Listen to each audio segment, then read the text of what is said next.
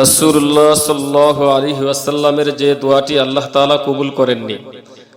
হযরত সাআদ ইবনে আবি ওয়াক্কাস রাদিয়াল্লাহু তাআলা আনহু বলেন, একবার আমরা রাসূল সাল্লাল্লাহু আলাইহি ওয়াসাল্লামের সাথে চলতে চলতে বনি মুয়াবিয়ার মসজিদে প্রবেশ করে 2 রাকাত সালাত আদায় করলাম। তিনি তার রবের কাছে অনেকক্ষণ দোয়া করার পর বললেন, আমি রবের নিকট 3টি বিষয় প্রার্থনা করেছি। তিনি আমাকে 2টি বিষয় দিয়েছেন আর একটি থেকে নিষেধ করেছেন।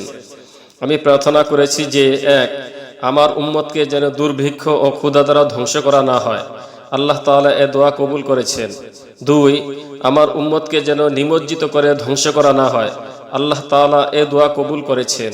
3, আমার উম্মত যেন পারস্পরিক দ্বন্দ্ব দ্বারা ধ্বংস না হয়, আমাকে তা প্রদান করতে নিষেধ করেছেন। মুসলিম শরীফ, হাদিস নং 2890।